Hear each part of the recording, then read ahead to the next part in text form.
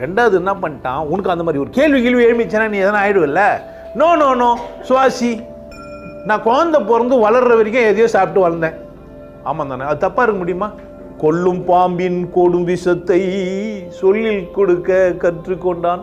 ஆனால் எதை மட்டும் கற்றுத்தரல, மனிதனாக வாழ மட்டும் மனிதனுக்கே தெரியவில்லை.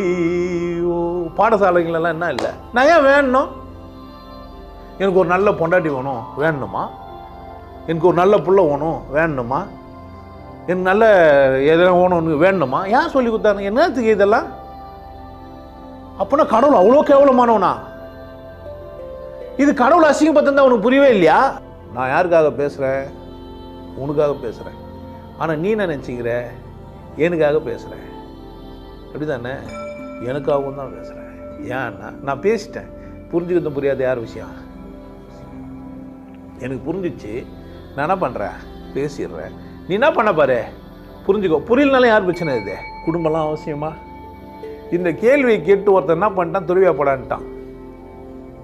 உடனே இப்போ துருவியா போகிறது அவசியமாயிடுச்சு உனக்கு. துருவியா போயிட்டு பெருமையாக சொல்கிறேன் நான் துருவியாயிட்டேன். டேய், அவன் சொன்ன நோக்கமே வேற. அவன் என்ன நோக்கத்துக்கு சொன்னான்?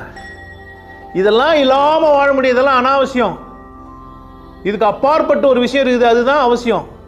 நீ அவசியம் வேணும்னா அனாவசியத்தை விடுன்னு சொன்னான். இப்போ அனாவசியம் விட்டு அவசியம் விட்டான். பிரச்சனை எங்க?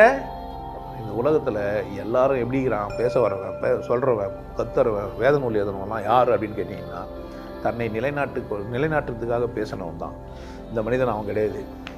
நீங்கள் அப்படிலாம் என்னை என்ன பண்ண முடியாது. ஏன் கடவுளை நீங்கள் புரிந்து கொள்ளவில்லை? ஏன் நீங்கள் நிம்மதியாக இல்லை? உங்கள் உறக்கம் ஏன் அழகாக இல்லை? நீங்கள் ஏன் நிம்மதியற்று இருக்கிறீர்கள்? அப்படின்னா எதெல்லாம் அனாவசியமோ அது மாதிரிலாம் அக்கிறது. என்னை அறிந்து கொள்றதுக்காக நான் எடுக்கிற முயற்சி இருக்குது இல்லை, அதுக்கு 8 விதமான வழி இருக்குதுடா. டைரெக்டாக நீ அங்கே வர முடியாது சொல்லிட்டான். எங்கே போனாலும் அதுதான். முதல்ல உன் இயல்பை கவனிக்கணும். நான் யார்? என் இயல்பு என்ன? அனாவசியம் மேலே கவனம் வந்தால் உன் இயல்பு என்ன?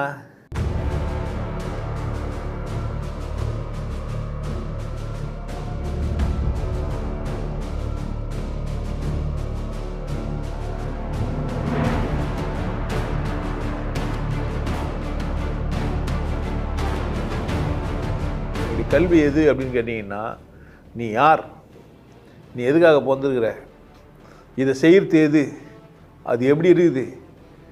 முடிச்சிக்கலாமா வானாவா? இந்த பயணத்தை நான் என்ன பண்ணலாம்? இவ்வளோ கேள்விக்கான பதில் நான். என்ன போய் ஆன்மீகவாதி இல்லைன்னா யார்?